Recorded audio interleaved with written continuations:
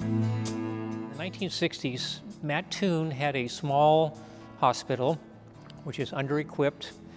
Charleston had a similar setup, and some visionaries at the time, Dick Lumpkin, Mel Lockhart, Selma Sweeney, J.D. Oglesby, Ralph Glenn, and others, recognized that if you look forward, these hospitals would have a very difficult time surviving in a new healthcare environment because they were so small, and the only way they could really grow and mature would be to combine their resources. So the planning began actually in the 1960s, and it was not an easy process. There was a lot of competition between Mattoon and Charleston, but this group overcame a lot of obstacles, and with politicking and twisting arms and fundraising, etc., they managed to get this accomplished. So the first watershed moment in the maturation of the health center, and what eventually became the health system, was on Mother's Day of 1977, when the two hospitals closed and the patients were all transferred to the new Sarah Bush Health Center. The second watershed moment, to my mind, came in February of 1991, when the health center began the employed physician model. Up to that point, all of the medical staff were independent practitioners, and there was one employed physician in 1991. There are now over almost 150 employed physician and mid-level providers. Sarah Bush was one of the first hospitals of its size to have the employed physician model to that extent, and now well over half of the hospitals in the country have employed physicians. The third watershed moment came in 2003 when Gary Barnett, who was the CEO at the time, presented to the board of directors and to the hospital and medical staff the concept of quality care and the Baldrige approach. The Baldrige Award was developed by Congress in the 1950s, not for healthcare institutions necessarily, but for big companies, U.S. Steel, Ford, etc., to recognize quality products and quality in their administration and their employee relationships.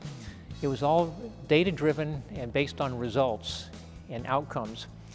And Illinois had a similar program called at that time called the Lincoln Award. It's now called the Illinois Performance Excellence Award. And Mr. Barnett encouraged the hospital to proceed along this line. And in 2005 and again in 2008, Sarah Bush won the Lincoln Award, the silver level, and in 2011 won the gold award. Have to realize that in 2011 there had been only 8 institutions, not hospitals, but this includes all businesses and hospitals. Only 8 had received the gold award since 1994, and Sarah Bush received it. So it was a big deal at the time and changed everything.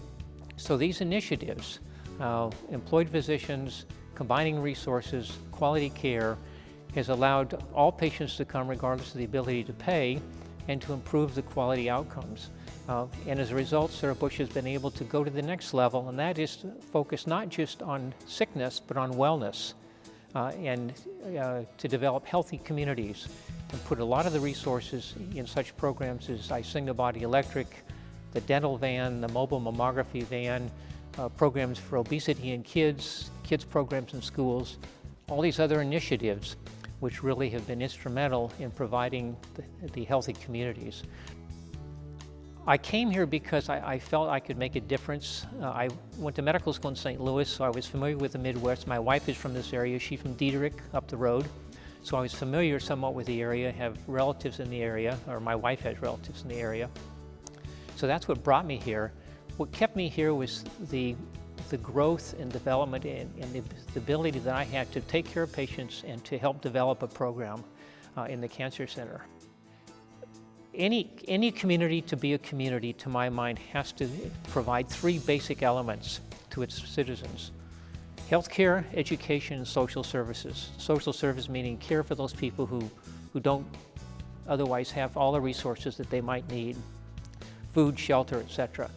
And Mattoon has been really very remarkable in providing these. If you look at Lakeland and the school systems and the bond initiatives, the new schools, you look at the healthcare system, you look at all the social service agencies which are available, it's really remarkable what Mattoon has been able to do. So it's been very gratifying to be part of that community.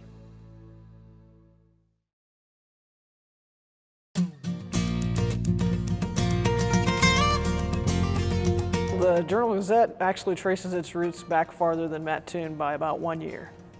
The Weekly Independent Gazette was formed in, I believe, 1855, and the citizens of Mattoon voted to incorporate the town in 1856. So Mattoon is incorporated as a town a year later in 1857, and then in 1865 the Mattoon Journal was born, and then in 1905 the two papers merged, so it's been the Journal-Gazette ever since. It was 1971, quite a while later, when Howard Publications bought the newspaper.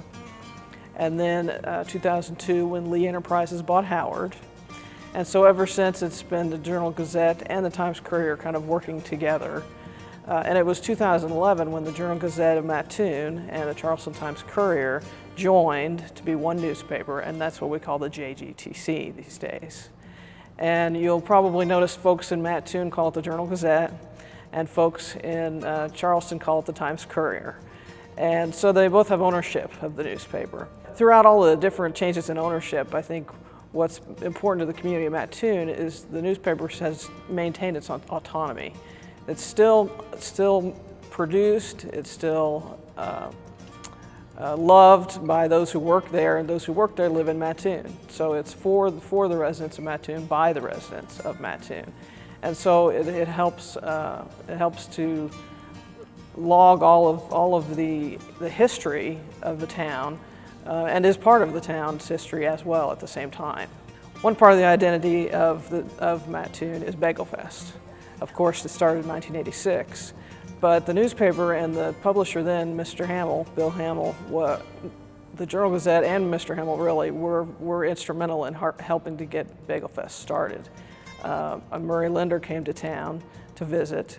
He'd had Linder's Bagels here for a couple of years already, and he and Bill Hamill got together, and I think they really got along and had a vision for the industry and for what this meant to Mattoon as an industry and employing so many people, and so they started Bagel Fest. It was one time that I believe it was 2 of the pressmen and 3 of us in the newsroom, I think on a Sunday, couldn't get to Mattoon. Route 16 was closed. And so we got hold of a tow truck operator, and he brought us to the newspaper office in Mattoon, but we had to sit in the back of the tow truck, which means out in the open air. So here we rode from the tow truck operator, went around to all the houses and picked us all up, and then drove us across when it was probably 0 and snowing like crazy. But we made it to Mattoon, we got the paper out, and I don't remember how we got home. That's probably a night we spent the night here. But it was just one of the little adventures that we have, and now 40 years later it's kind of fun to think of it, but at the time that was pretty cold getting to work that day. In a town the size of Mattoon, a newspaper like the Journal-Gazette is able to really chronicle practically everything that goes on, everything from the church ladies meeting, at the Baptist church, working on a blanket project for the homeless, to the big stories like FutureGen, like the Clyde Hood Omega scheme, or every year we cover Bagel Fest. When something happens, we cover it. That's our job. And no matter what, positive or negative, we cover it, and it provides a historical record for the town.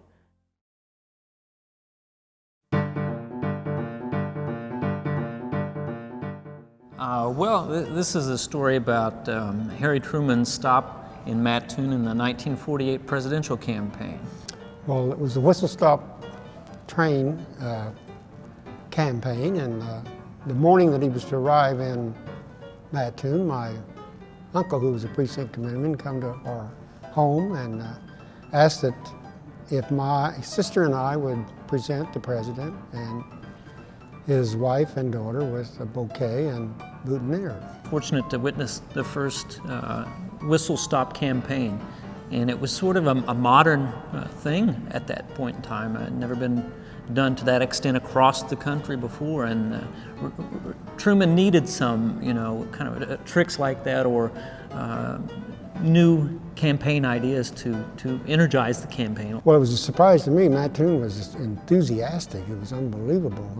Whenever we got down to the train station, the New York Central train station, which is where the YMCA parking lot's at, the place was full of people. And this was like at noon, and he would not be there didn't get there till almost 5 o'clock. Drizzly, wasn't raining, but it was just almost raining. Illinois was one of the 3 large electoral voting states. I believe they had 28 electoral votes at the time, and California and Ohio were all crucial. All 3 of those states Truman had to win, and he won them all by less than a percentage point. Well, then we had to go have a meeting with the Secret Service, and they went through the flowers to see if there's anything that shouldn't be there. And they really went through them. I thought they were going to ruin the flowers. No, the crowd got bigger and bigger. They estimated it was between 6,000 and 8,000 people there. The train pulls up and everybody gets quiet, and Mr. Hill, who was the county chairman, takes the podium on the back of the train, and he introduces a few of the political leaders of the party. Then he introduced Charles Schuman, who was from Sullivan. He was the president of the American Agriculture Association. And he introduced Senator Scott Lucas, who was an Illinois U.S. Senator. Scott Lucas was instrumental in the campaign, and as Bill mentioned, Harry Truman and Scott Lucas had been friends in the United States Senate for about 8 years, neighboring states, Illinois and Missouri.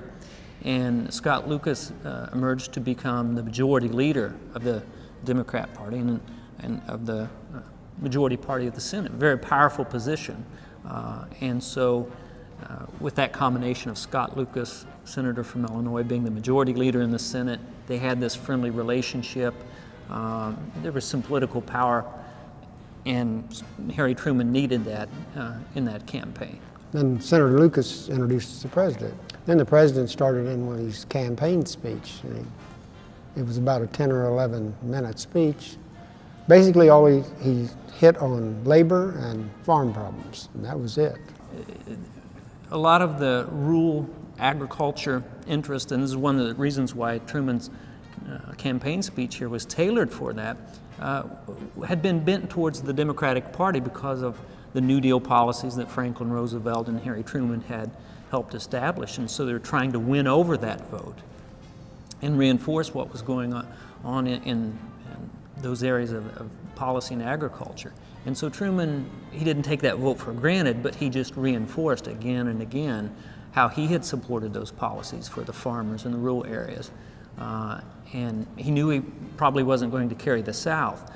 Right before that election, one of the main things that Harry Truman had done and is still known for today was desegregate the United States Armed Forces. And that pretty much lost him the South, broke up some of the Democrat vote, and then you see the emergence of Strom Thurmond in the Dixiecrat Party. So he had to cobble together some different variables to win that campaign, and you can see it wasn't easy, but he was very, very adept at doing that. At the end of his speech, he wanted to introduce his family to the crowd, who was his wife Bess and his daughter Margaret.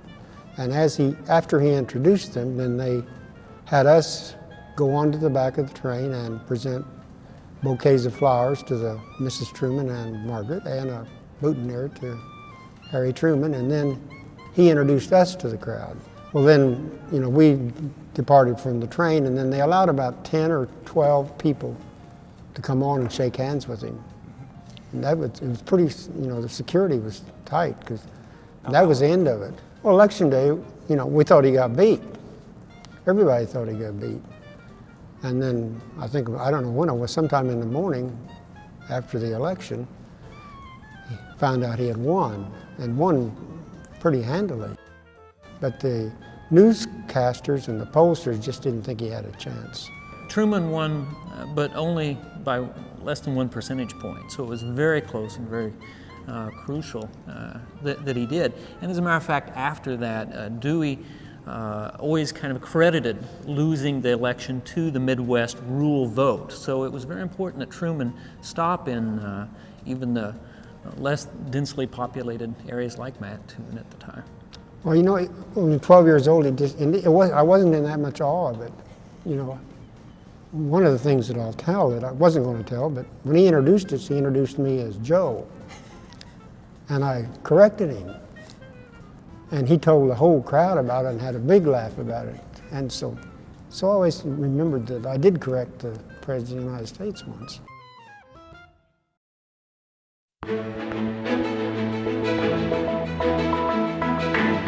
Lakeland College.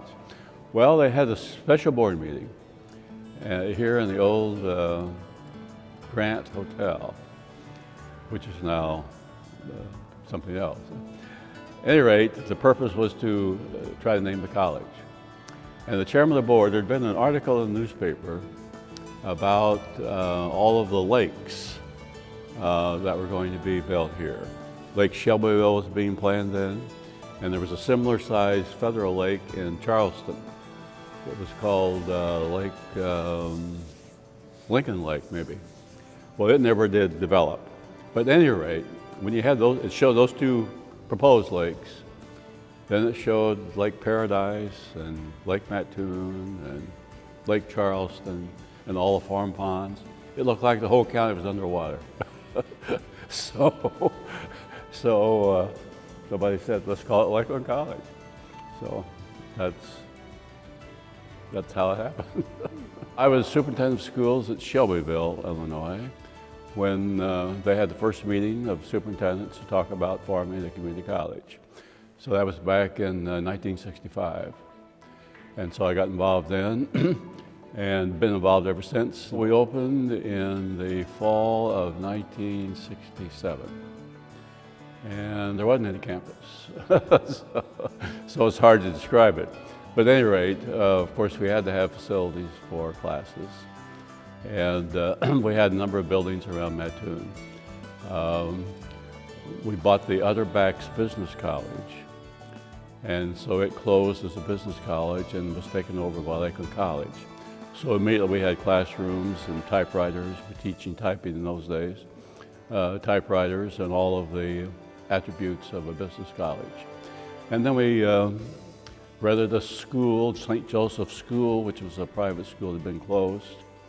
And we had the Maison Blanche building here for our dental hygiene and dental assisting, and just other vacant buildings around town that we picked up. So there probably were 8 or 9 locations.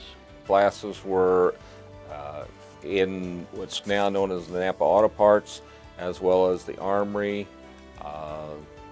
various churches in town. The ag classes were out at the service equipment trucking place, which is also now Berkey's Farm Store. It was a fun time, and it was a learning time for everybody. The faculty was new, we were new, and so it went along that way. One of the questions was, where will the campus be located?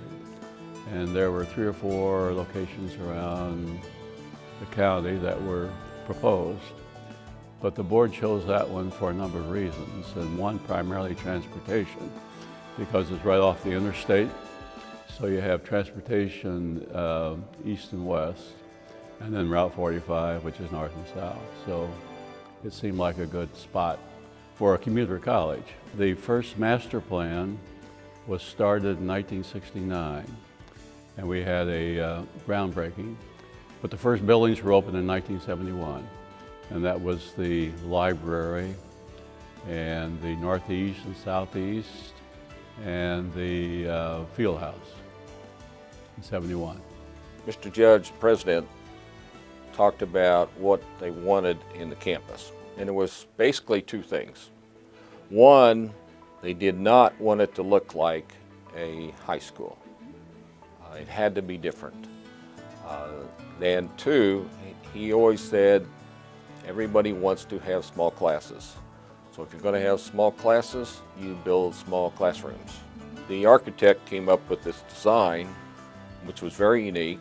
We're blessed to be here in Mattoon. We're blessed to serve all the counties and communities that we serve as a college. Lakeland College is truly here for the community. We have so many employees at Lakeland College that have their roots right here in the area. And that means they're here not just because they want a job, but because they truly feel vested in who we are as an organization, our students, and making our communities better. My favorite memory is the first graduation. Addressing the graduates and looking out there with all those smiling faces, realizing how many lives that we affect. That was very important to me. And the second would be when Governor Edgar came in and we finally broke ground on another building, and that was the Neal Hall. After we had not had any new building construction since the 1970s. Anything you create like that and see it prosper and grow as Lakeland has, when I drive by on Route 45 and look over to campus, why it's a great feeling to think that you were a part of that and help get it started. So it's very rewarding.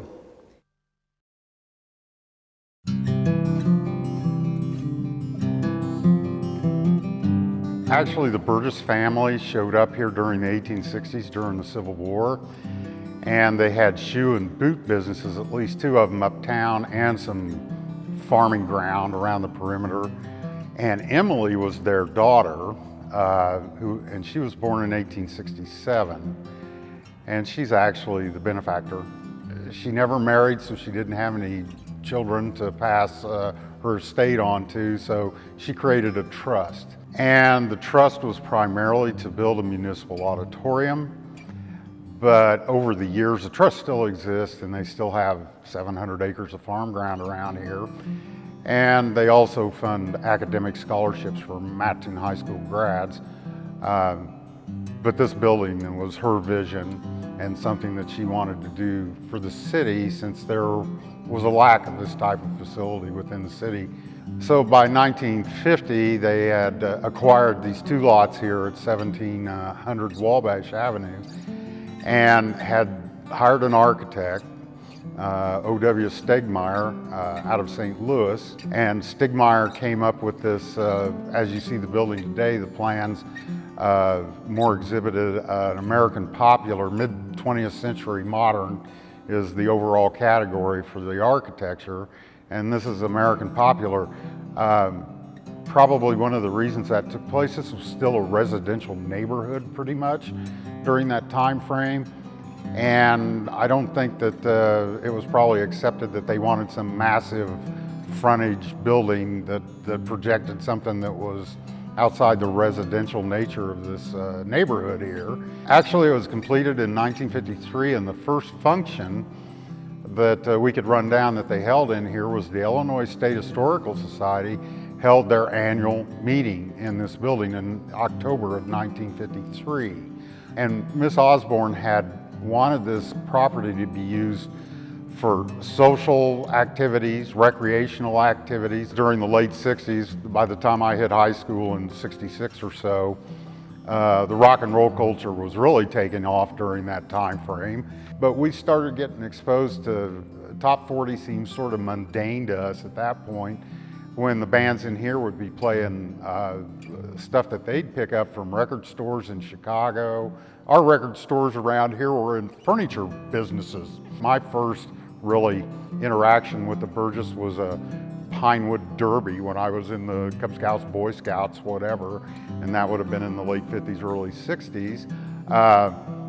Somebody relayed to me recently, they saw their first color TV broadcast in here because a local appliance dealer brought a color TV and set it up in here so they could watch the Rose Bowl parade for 25 cents. And, but there's been coin shows, knife shows, a lot of municipal meetings took place in here. It's a polling place still to this day. Ronald Reagan gave a campaign speech in here in 1980. And the place has got a capacity, depending on what it's being used for, about 350 to 500 people. But Lakeland uses this for karate classes, professional regulation seminars are held in here so people can retain their certifications. It's still used a lot, and shout out to the city of Mattoon for keeping it up. and, you know, make it an integral part of the Mattoon community.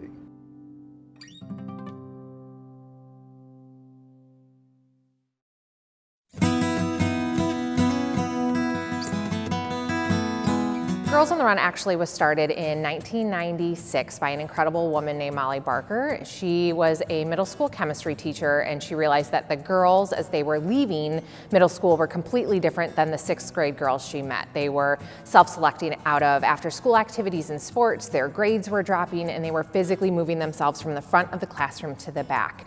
So she started to do research on resiliency and self-confidence in girls this age, and created Girls on the Run as her proactive solution to help give these girls the tools and the confidence to stay true to themselves before they get into high school, where, as we know, peer pressure is significantly higher.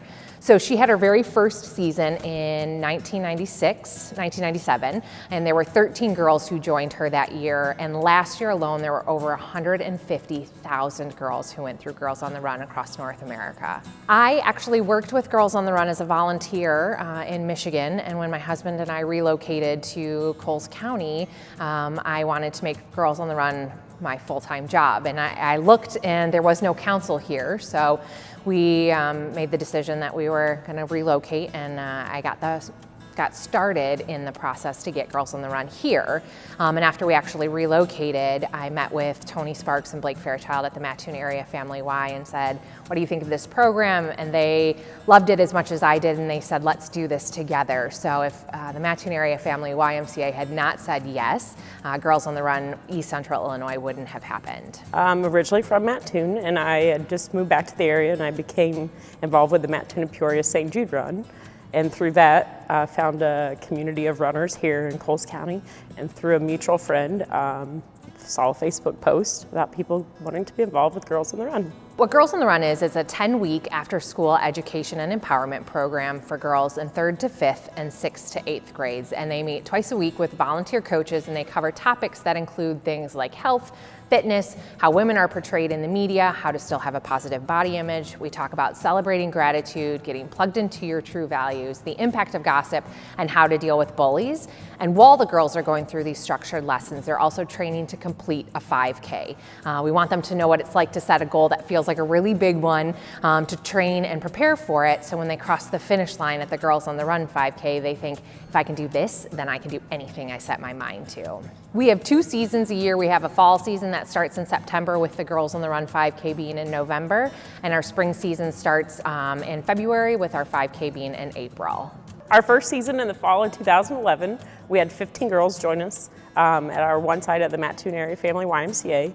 We had a fall 5K, so the 10-week season finishes with a 5K celebration. We had 220 participants that 5K. Not only do we serve 1,500 girls, to date we have volunteer coaches.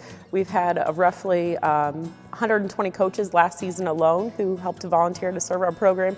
Majority of those come from high school, college students, Lakeland College, Eastern Illinois University, adults, and males and females wanting to give back to their community to be involved. I get to stand at the finish line and just watch the transformation of the girls and their running buddies and their friends and their family cross the finish line, hand in hand, cheering each other on, just the support. Pretty amazing that we've expanded outside of Coles County. I would like to see us serving more girls. We've just barely touched the surface. And I said to this little girl who was 8 at the time, you are worthwhile. And I stood there on the track with her, and she looked up at me, and I could see her processing this, what does it mean? How does this apply to me? And she finally looked up at me with these huge eyes and said, you know what, Coach Beth? I am worthwhile. And it was like nobody had ever said that to her before. And I stood there on the track and thought, if you can hang on to that for the next 10 years, we may have just changed your entire life.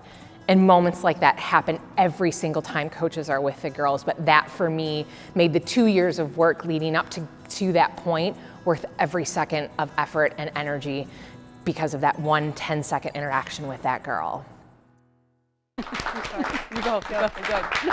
And we're back in the studio live at WEIU. We're hoping that you're going to get those phones ringing once again. Call the number at the bottom of your screen. We have some thank yous that we want to say. We sure do. We'd like to thank Rick and Pam, Lenora, Jean, Robert, and David. Yeah, thank you so much for those calls. I also have Janet, Elsie, and Mary, and Sandra. I have one more too. You do? We have a Leslie, and I'd like to say that, I won't say who it was, but somebody called and they said, you know what, I don't need a DVD, but I love this show so much, I just want to give a donation That was really nice. because to support the station.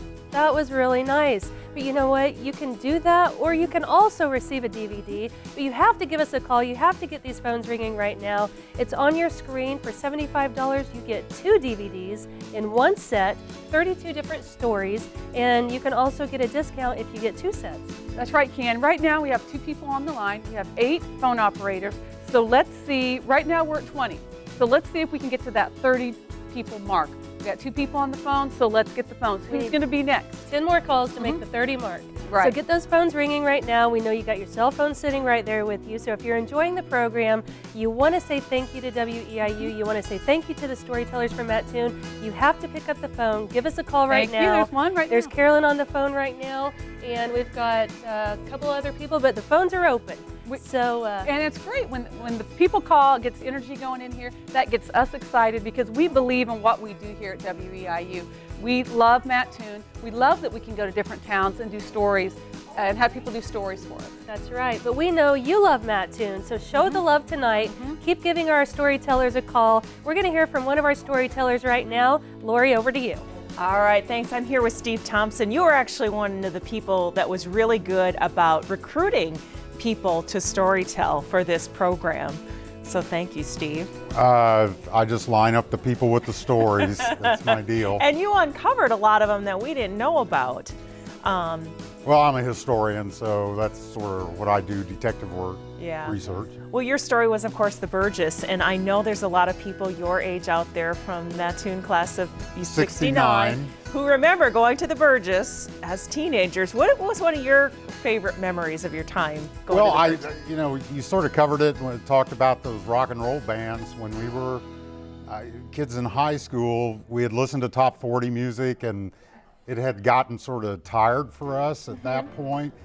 And those bands that played in there were bringing music in that they picked up in Chicago or St. Louis or whatever from bands like Cream or even Beatles cuts we'd never heard of before. And so that was where we went to hear new music. And that was a big deal for us that were pop music fans or rock music fans back then. And it was just a great thing to do on Friday or Saturday night. And I know you wanted to just make a shout out to some people for the show, so I'm going to let you do that real quick. Okay, well, I'd like to thank WEIU TV basically for taking this upon themselves to do this, because I think it's a great way to give back to the community, to your market, and it's providing a document for Mattoon. This is the Mattoon people in 2015 and what's important to them. The university itself for doing this and supporting you guys. The storytellers. Absolutely, the storytellers. For taking the time to put all this together and cast off inhibitions for interviews or whatever. I mean, it's a lot of work to get it done, but it's real rewarding.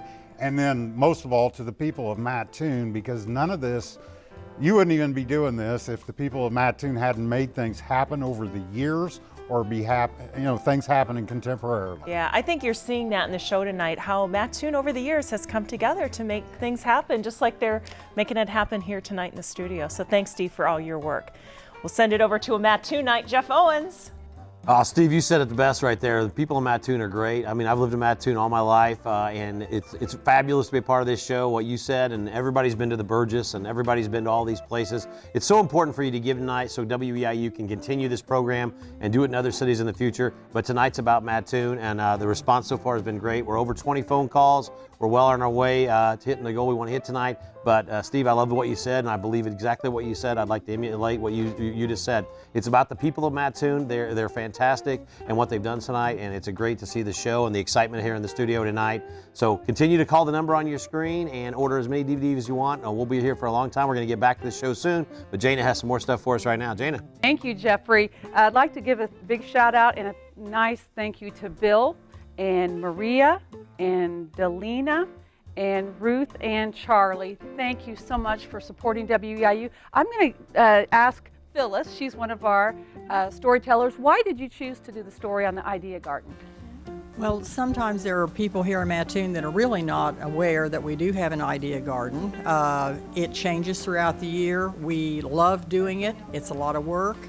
But whenever we're out there in the garden and people stop by, say they've been out to the hospital for meds or some other reason to be out of the hospital, they drive by, they say, "You're doing a good job," and that makes it all worthwhile. Well, it's absolutely beautiful, and we love the story. One more question. Do you have to be a master gardener to be a part of it? Yes, How does we that do. work? Okay. Yes, we do. Okay, so you have to be in the Master Gardeners. We all took a Master Gardener program training, and I've been in it for 10 years. Wow. Enjoy it. That's great. Love it. Thank you so much. Your story is wonderful. We're going to throw it over to Lori, and she's talking to Shane, and we want to find out a little bit about his story. All right, Shane, thanks so much. What are you thinking of the show so far? Oh, I'm learning You're so a much. history buff. Have you learned some things about Mattoon? I have. You've lived there for quite a while. A little bit of time, but I've learned so much this evening and really enjoyed the show. Well, I want you to tell us, how did you meet Bill Harrington? Bill Harrington, I've known for quite a long Okay. time now, and when I worked in a previous job with Congressman Pritchard, and we got to meet and work with a lot of local people in the area. And Bill, I don't think he was on the county board at that time, but he was one of the influential people in the area, and he came through one day and just told me a story about some of the politics going on in Mattoon, and brought in a picture of him and Harry Truman. So it was quite a story I'd never heard of before. And when we had the preview for the storytellers, it got the laugh when he said, "I did correct the President of the United States once," and as a 12-year-old, he said, it wasn't really that big of a deal. It's quite an impressionable moment at that time, and when he talks about when the Secret Service rifled through the flowers, all the preparation you got to go through, and then you think it's going to ruin the moment, but it's quite a neat story. Real quick, I want you to tell me the connection. There was a candidate who actually had his middle name was Mattoon, that ran in the '48 presidential election. That's correct. A unique thing. He's a third-party candidate, was actually a socialist, and had ran for every office under the sun. His name was Thomas Mattoon Newman. Okay. And he didn't even quite rate on there were at least 4 candidates in that election: Truman, Thurman, Dewey, and then Thomas Newman Mattoon. And that might have got him a little play had people known, but the Socialist Party label might not have done him so much good in this area. That's an interesting tidbit. I hope I've learned. That's something I didn't know, and I hope you're learning a lot about Mattoon tonight, whether you're from Mattoon or just have lived in this area. I think you're seeing that Mattoon is a great town with a lot to offer, wonderful history, and just a great group of people. So if you're liking the program, give us a call right now. I'm going to send it back over to the ladies. Thank you, Lori, and thank you, Shane. Hey, I want to give you a little bit of information. I am very proud of the last storyteller interview because that's my brother. Yay. He did the story on the Truman story, and he's a real history buff. So thank you so much, Shane, for being here tonight, and thank you for supporting WEIU. And you know what? I have one other person. Bill called in tonight, your other storyteller. So thank you, Bill, for supporting WEIU and Mattoon as well. And I have a couple thank yous. Maria, Delina, Ruth and Charlie, and Vaughn and Ruth, thanks so much. They got on the phone, they called, and they're supporting the PBS station that produced this program. We've got a lot of phone calls right now, but I think we've got 3 people who need a call right now. If you're one of those people, you've been waiting all night to call, now's the time. We have 3 phones open. Give us a call. When you call, you get us so excited here in the station because we know you are supporting your public broadcasting station. It is stations like WEIU that bring you your local stories, the storytellers who were part of this wonderful program. Mattoon, this is your story tonight. So if you want to support the people from your town, if you want to support the city that you grew up in and you live in and that you love, please give us a call tonight, get that set of DVDs, and share them with your family, your friends, your co-workers, family in other states. It's a great gift to have. It is great. People were talking the other night at our premiere, and they said, I cannot believe how many people did stories for Mattoon. It's awesome. The people that we've met are our friends now. Once you do a story for us, you're our friend forever. Yeah, I love that because when we go to Mattoon now, we live around the area, but when we know these people personally now, and I know them by their first name, so you know what? We can call all 39 storytellers by first name. We know their stories, and it's just a great feeling to have that connection with Mattoon now. Well, that's what this is all about. It's about WEIU as your public television station, getting in the community, getting to know the people, letting them get to know us. And with this project, you're supporting our station. And I'm going to give it back to a person I know really well, back to my brother and Lori. We're just talking about some stories that are coming up, including, let me look at my Lytle Park. So you're going to find out about the history of Lytle Park and something about their swimming pool that maybe a lot of people don't know about, and some new improvements that are coming. Shane, tell me, what do you like about Mattoon? It's just the feel of the place that's so, you get people from all over the place. I teach at Lakeland College, and we get students from all other countries, international students, and they always tell me the same thing, that they feel right at home, even though they're from different Saudi Arabia, China, Azerbaijan. They all say, well, and I say, how did you end up here, of all places? And they'll say, well, give me the story, and then I say, it's really not all that different than home, Which is in one way or another. It's a really nice compliment, and I think that comes out in the stories that you're seeing, that people do tend to come together for great causes like the Arts Council, and when the Gee's Bend ladies came together. Lots of great things happen, when Mattoon wants to do stuff. So I think it's interesting when I heard these stories, I'm thinking of all the people that were instrumental when I was growing up, or you just pass in the street, stand in line at the grocery store, and when people hear their stories, maybe they're going to say, hey, I was in the grocery store the other day, that person was in front of me, I had no idea they had this history about Mattoon. But it's all around us. Yeah, we're going to send it back over to Jeff at the phone bank. Jeff? Well, I think you've been talking about going to Mattoon, and one of the interesting stories coming up is with Andy Trueblood about, he did a story about coming to Mattoon. So Andy, what kind of inspired you to do the story of a country boy coming to Mattoon? Well, it was different, I guess, because as I grew up in the country out by Lake Paradise, we didn't get around very much. We were very poor, and we didn't get to town very much. So it was very interesting to come to Mattoon and just enjoy what was here. And some of the pictures you put in the story were great. Brought me back to some of my memories growing up in Mattoon myself. Well, it was very hard to find some of those pictures because a lot of those things are gone, and things have changed so much. But one thing I'd like to share is one thing I really remember as I grew older. We'd come to town, we'd drag Broadway. Yeah. And that's how I met my wife. We've been married 33 years, and that was kind of cool. That I met. And she's sitting right here, and we promised her we would not put her on. So. And it was kind of neat. I was driving a '78 Thunderbird back then. So. Awesome. Well, thanks so much, Andy. Your story's coming up here soon. We can't wait to see it again. We're going to talk to Jana and Kian as we continue with Mattoon. This is our store. Thank you, Jeffrey. We'd like to give a big shout out to Angela,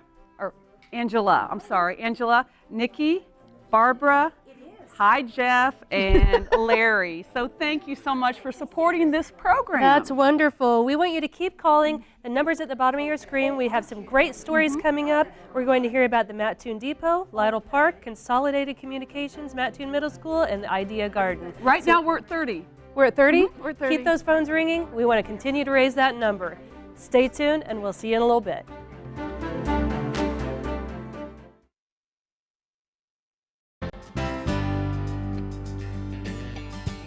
It was around 2000, and Amtrak told our mayor that the depot was just in awful shape, which it was, and that they proposed building a kiosk out in the railroad yards, out in Marshall Avenue, so that the passengers could wait for the trains north and south.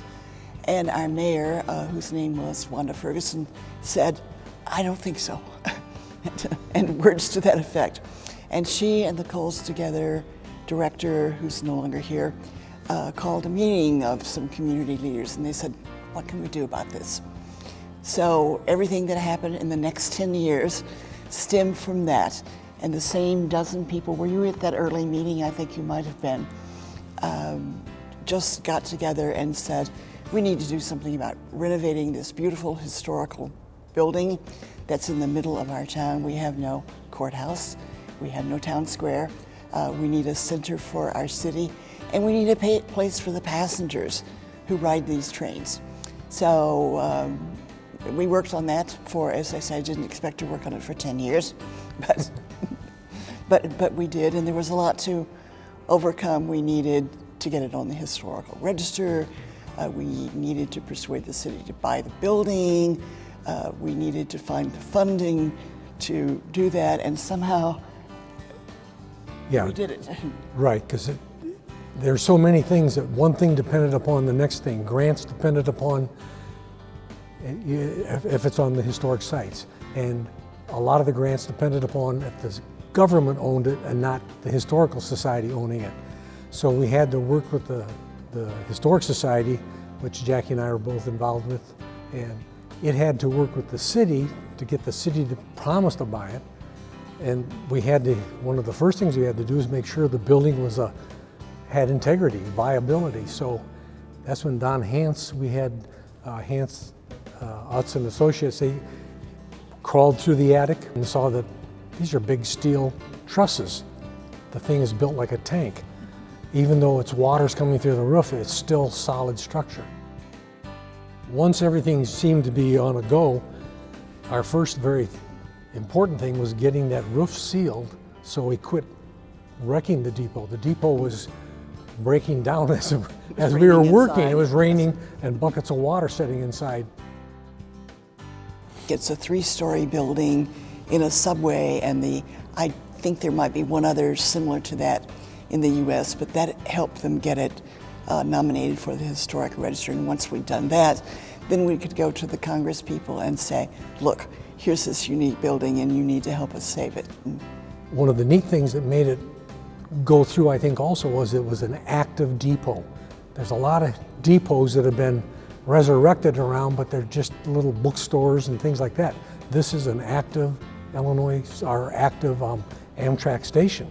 So all the while we're doing this, we got a station that's operating. So it was just, as I say, a fun, upbeat project from the very beginning. And fortunately, we faced those obstacles one at a time. Yes, you didn't want to look too far ahead or you'd be overwhelmed. If you took it a day at a time and got one step, and when you saw that roof, you said, wow. And then it made you feel good about elevator and electricity. And then you get elevator and electricity. Right. And woo, we're moving along. And but there were a lot of restrictions. We were not allowed under the rules to replace the windows. We had to restore the windows on the ground floor to be in line with the requirements of the Historical Register and the State Historical Society.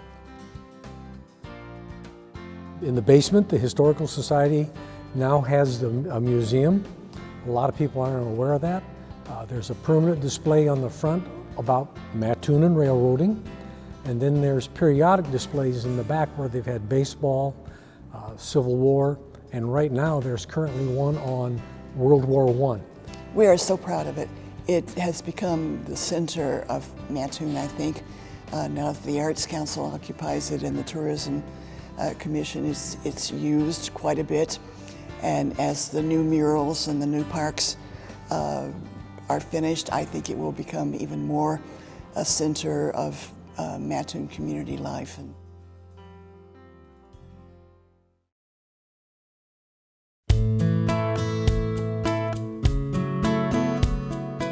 Mattoon Township Park District is one of the oldest park districts in the state of Illinois. It was chartered less than a month after the state legislature passed a law. So many township park districts have evolved into city park districts and other types of structures, but so Mattoon is still one of the oldest operating in the state. And when it first started, it took over some green space that was in Mattoon that had been set aside for parks, but the city had never developed those properties, and that was how the park district started. In 1914, they acquired their first property of their own over where the current Lytle Park is, and that was in 1914. So we've just passed the 100-year mark, both for the founding of the park district and for the Lytle Park site itself. Most of the stuff early on was walking paths, benches, picnic tables, a little bit of playground equipment. But in 1928, they passed a resolution and referendum in Mattoon to build a swimming pool. And at the time the swimming pool was built, it was a 1 million gallon pool. It was the largest single vessel pool east of the Mississippi River at the time. Present day, it is still the largest single vessel swimming pool in the state of Illinois. It now holds 1.2 million gallons. And it's the exact same structure it was for the base of the pool. We've done a number of renovations over the years and brought it up to code, but it still is a very unique pool. People who come from other communities are just awed by the size and magnitude of this small community swimming pool. The park has evolved with land purchases, and the purchase that was made in 1928 was the property that faces Western Avenue back to the railroad tracks. And the cost in 1928, 1929, when the pool was being built, for the purchase of the property, the construction of the pool, the construction of a filter plant, and moving an old dance hall in from Lake Paradise to become the bathhouse is $35,000. It's just amazing how things have changed. Application to become a park district that had to go through the court in Charleston had 3 names on it, and one of them was Howard S. Lytle. And at the time, he ran the OCAW Building and Loan in Mattoon. And he was a progressive thinker in the time, along with the other board members, but he became one of the original board members. He was the person who acquired the land for Lytle Park through his business, but he purchased it himself and donated it to the park. And then he was still on the park board 14 years later when the referendum for the pool happened. And so it wasn't until after his passing that the park became called Lytle Park, and the pool gets associated with that name also automatically. But it was because of his vision. I mean, without somebody like him, we wouldn't have the pool that we have now. And who knows when or if a park district would have ever been formed in Mattoon. In 2013, they adopted a master plan. We've been writing grants, and now we have received a $400,000 matching fund grant from the Illinois Department of Natural Resources. So this spring, we're going to be putting between $800,000 and $900,000 into the park. Having that much acreage available for recreation and play is an asset in any community, but there are very few communities that have parks the size we do. We have multiple playground areas. It's very convenient. It used to be adjacent to a school, so the school used it for a lot of outdoor opportunities for learning and for play. I've been there 34 years now, overseeing it as a superintendent, so it is like my second home. But we have families that have been having family reunions there on an annual basis for 60, 70 years now. It's very ingrained in the community. I constantly hear stories about people's remembrances of the pool, the park, family gatherings there, and just a place to go hang out where it's safe, it's clean, it's well kept, and there's a lot of things to keep you busy when you're a kid.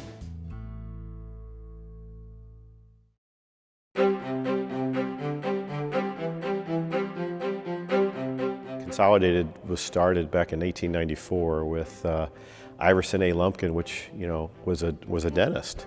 Iverson and his son William really started the company, and Dick Lumpkin, our current chairman, tells a funny story. He talks about Iverson going to Chicago to buy a switchboard, and Iverson had this vision that you needed paved roads and you needed a communications switchboard or something to communicate with, and they told him, if you go to Chicago, be careful of the salespeople, only buy a 25-station switchboard. Well, he came back with a 250-station switchboard, and he was actually the 175th customer, which shows his visionary and entrepreneurial spirit. We had a fire that actually burnt the building down here in Mattoon in 1901. I think we rebuilt that building in about 90 days. You know, Iverson and his son William ran the company really to the turn of the century, and we had about 400 customers at that point, 10 linemen, 3 operators, and then they ran the company into the 20s, and in 1924, William passed away unexpectedly, and then Richard Adamson Lumpkin, which is Dick's dad, took over the company at 27 years old. Richard Adamson Lumpkin was also very visionary, very wanted to grow Coles County, and really grew the company over the years into other businesses besides the telephone company. So a lot of strong growth. Richard, or Dick Lumpkin as we know him, our chairman, was named president of the company. And then in 1984, with all the divestiture and things that were going on with the Bell system, you know, we formed what's called today Consolidated Communications.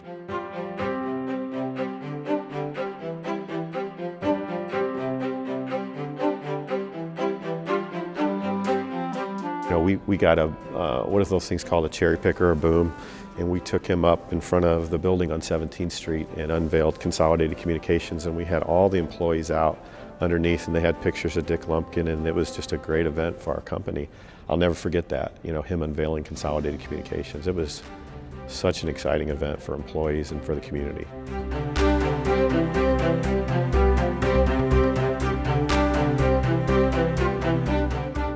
Part of the culture and part of the values that Mr. Lumpkin, you know, has built, or the family and Mr. Lumpkin has built over the years, we really believe in being part of the community, not just doing business, but we encourage our employees to be very active in whatever programs they want to be involved in.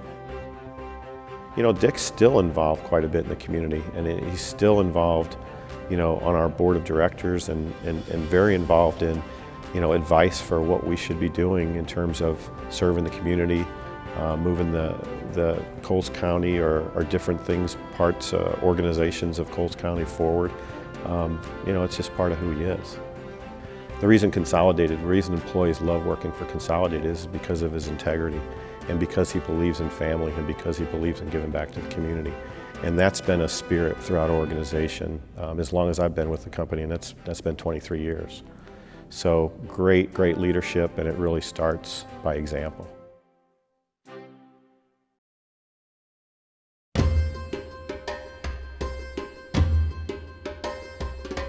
Horizon Schools to Watch recognition. This was something that had been long in the making.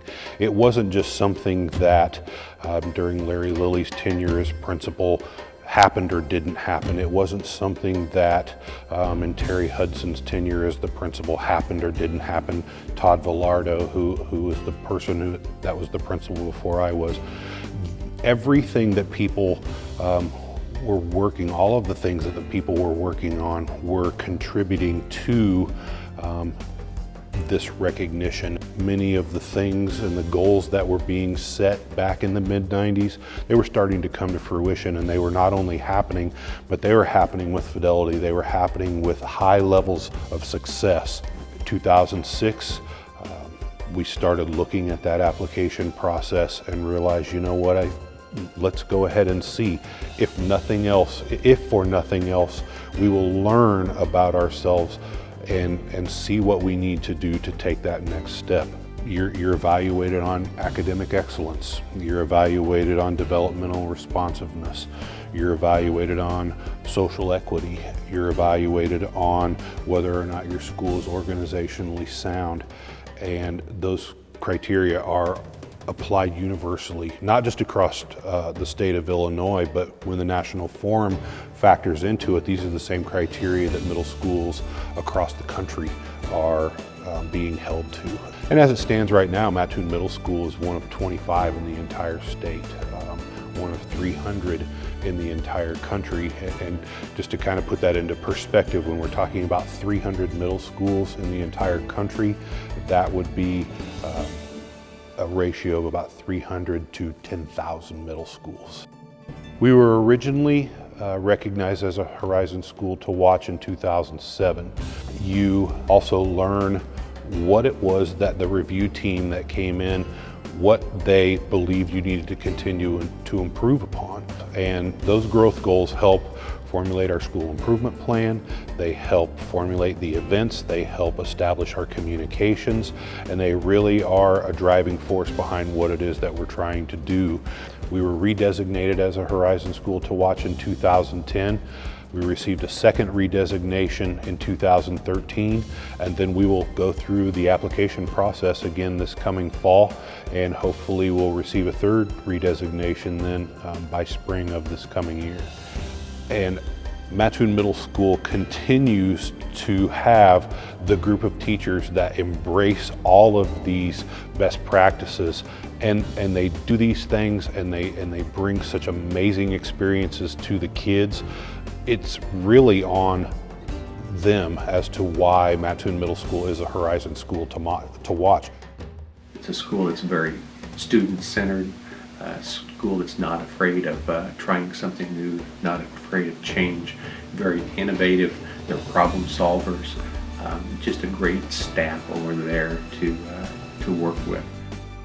You want to try to create an atmosphere that when you walk through the doors of the school, that people immediately begin to feel like it's a special place to be, that it's a different place than maybe some of the other schools that they've been to, and that is something that has happened over time, something that we're very proud of.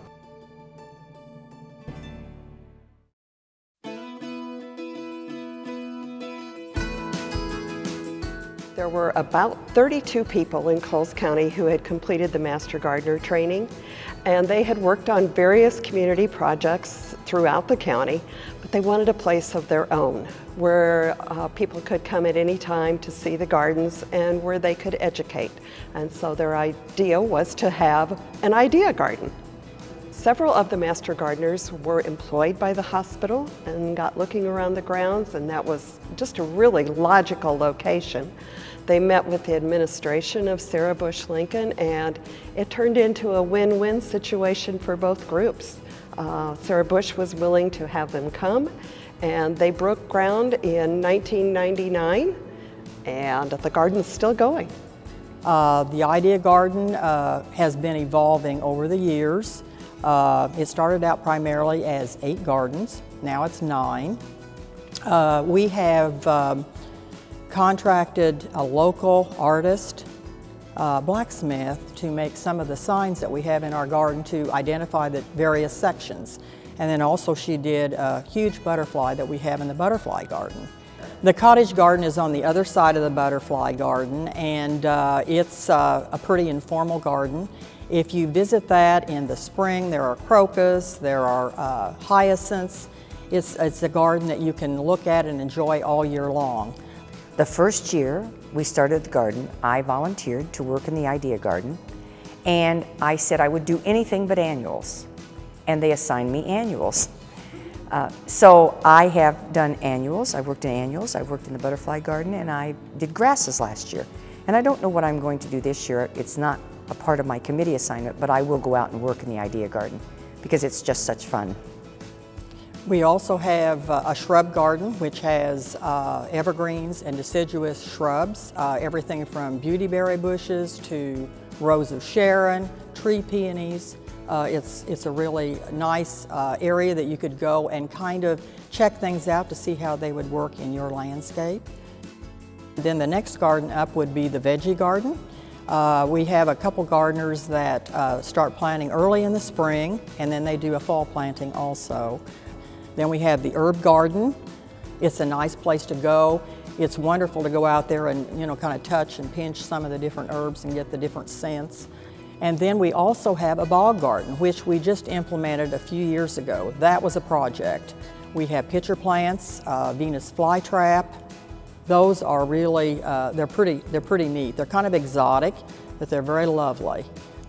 Let's see, we have the children's garden. We don't want to leave that out. No. That is, that's really kind of a delight. Every year they have a different theme. One year we had Snow White and the Seven Dwarfs. And then last but not least is the rock garden. And in that we have a lot of drought-tolerant plants. The garden's goal is educational. We want to show people how to design, how to plant, how to maintain. We have seminars at the garden in the summer. on how to trim your shrubs or how to cut back your rose bushes.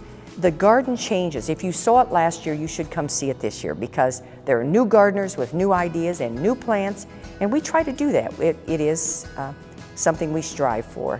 One of the nice things about the garden is not only are there plants, but there are benches, so you can just sit and relax and enjoy nature. Hey, we are back with you once again. I'm Keanne. This is Jana. We are in the studio live with storytellers and those who support WEIU tonight. We are having so much fun with our storytellers, and some of them are answering the phone, but right now it's quiet. And what's that mean? That means we need to get the phones going again. I have a couple thank yous first. I'd like to thank Ben, and Andy says, thank you, Ben, for contacting him and giving. Phyllis, she said she's enjoying watching the show. Ralph, Anthony, Susan, and Dixie, and Dee Dee. Thank you so very much. Those are some wonderful supporters of WEIU tonight and the City of Mattoon and the Mattoon Storytellers. So if you would like to show your support as well, look at the number at the bottom of your screen. Give us a call right now. We want to hear those phones ringing back here. We have storytellers back here who have been a part of the show. Not only that you are watching, but tonight live in the studio, and they want to talk to you and they want to hear your comments about the program. If you have something that you would like to share, a part of a story or something that you have seen tonight that you also would like to add, tell them. We can share that on air as well. But right now you need to give us a call. The thank you gifts are right there on your screen. We have somebody calling right now. Currently we have 36 people that have given. We're going to work towards 50. So let's get the phones going, get a big phone blitz going, and let's get some excitement going in here again. That's right. And a little more excitement. We're going to shoot it over to the other side of the theater, or the, sorry, of the studio here. And we're going to talk to Steve and Lori. All right, thank you, ladies. Well, Steve was one of our storytellers and really one of the go-getters for getting this project started. And I think one of the things people are seeing in the program and that they'll see tonight is that Mattoon has a lot of history that is really now starting to come to life in several different ways. And I know you said there's a preservation district coming about. Or actually, there's the Coles County Historic Preservation Advisory Council, which is a functioning unit under county government, under regional planning, has taken the initiative to, I guess, unturn a lot of this history throughout the county. And in Mattoon, I'm from Mattoon, so I try to work history there, and especially military history. So there's a lot of projects that we're undertaking. The Time Theater in Mattoon, we're looking to do a market analysis for the redevelopment of that property. We're looking at an architectural historic district on the east side of Mattoon known as Lumpkin Heights, which would be between Lafayette and Charleston. Yeah, that's a great neighborhood. Logan and 6th Street. A lot of diverse residential architecture there. So, and this is all initiatives that come about from ideas from the council. And I have some expertise in this. It's been my profession for 30 years. And so we go out and try to undertake these projects. Yeah, so you're a lifelong Mattoon resident. What makes Mattoon a great town in your opinion? Well, I think it's a great place to grow up, definitely. And at my point, I guess it's a good place to come back and sort of retire. You know, I can take everything I've learned outside of the community and professionally and sort of reinvest it. And I like that. And I like to see people that don't normally participate in these types of activities get involved, and hopefully I can train them and give them my perspective on things, and they can give that perspective plus their own to the next generation that comes up. So right now I'm over here by the phone bank with, we've got Shannon on the phone right now, but we have 3 open phones over here and we have open phones over here. So we need to get these phones ringing tonight. Call the number at the bottom of your screen. Come on, says Jay. And we want to get, how many, right now we want to get up to 50. And we're at what number? 40? We need 10 more people to call in right now. Get the studio up and excited again. But right now, I want to say thank you to one of Andy's friends, right? Yes, Ben. I want to thank Ben especially for calling or actually texting me his donation. Thank you, Ben. That's right, because Now, Ben, get some of your friends to do the same. oh, there we go. See, now Andy has some really good friends because Andy's friend actually texted through his phone and said, hey, I want to give a donation. And so thank you so much to Andy and his friends. If you have friends, give them a call. Have them call in to WEIU tonight. The number is at the bottom of your screen. If you can't call in, you can go online as well. Our website is right there too. So we're going to give it back over to Lori right now, and she's going to talk to my brother Shane. All right, thanks, Kian. Okay, so Shane, in your story about the presidential running with Truman, the most famous image people probably remember is him holding up the newspaper that says Dewey defeats Truman. How did that ever happen? It's one of the biggest political gaffes, but also one of the biggest iconic images and photographs we have, not only in political history, but ever. And the race went so close and so long into the night that the newspapers, it wasn't only the Chicago Tribune that couldn't decide, well, should we print this, should we not? Dewey had been ahead. And it was only in the wee hours of the night into the morning that Truman pulled ahead. Everything had already been printed, and they needed to let it go, and so they did. And they weren't trying to help out Dewey, but it just ended up that way. And it wasn't just that he stopped in Mattoon that made the difference. It was because he had made all those train stops in the rural communities that kind of really pushed him ahead. Yeah, Dewey's main connection was out east in New York. He had been a very powerful governor, had made his bones prosecuting mobsters, and he didn't have a whole lot of connection with the rural areas or the Midwest, and he lost the campaign largely due to that. Truman had all of his formative years growing up on a farm in the Midwest. He didn't even necessarily want to be president. He loved the Senate. Yeah, you had said he wanted Eisenhower to run. Yeah, it's a funny thing. In '48, he almost did not run, and he wanted to talk to Dwight Eisenhower, the famous general, and did. And he tried to get him to run for president. Imagine an incumbent president trying to talk to somebody else to run. Eisenhower said he would consider it. Truman went further and said, if you run for president, I'll run as your vice president. You just don't hear about a sitting president doing that today. What's interesting is Mattoon, as Steve Thompson said in the Burgess story, Ronald Reagan did a campaign speech there. So Mattoon has had several presidents. Didn't Teddy Roosevelt? Who else, Steve? Whistle stops coming through that famous train depot. That was so neat that now is a part of the history. Lincoln. So Mattoon has just got a lot of history, and not just recent. We're talking Civil War and earlier in that you're going to find out a little later in the show about Grant. And there's a great story that Carolyn Coyd is going to tell about some special operatives in Mattoon. It's a really great story, so you're going to want to stay tuned. I'm going to send it back over to Kian and Jada. Thank you, Lori and Shane. That was a great story. It takes people like Mary Add, who just called in, and she wants to support a station that is doing a program like this. And when you are sitting here watching, I really want you to take into consideration how important this really is to Mattoon, because it's the people who volunteered.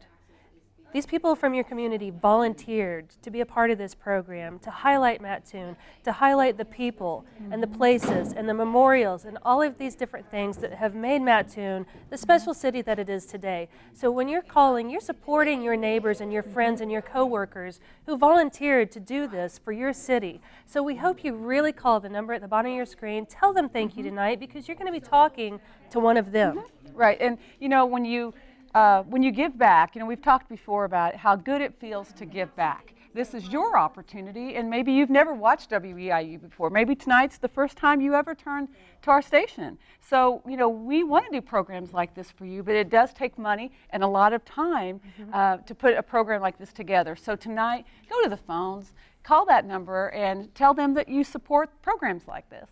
And it's your financial support that really does support this program, because we didn't ask for them to pay to be a part of this. We ask for the support of the city, for the support of the community members. And when you call in, it is your financial support that is really supporting programs like this, and none other is going to do it except WEIU.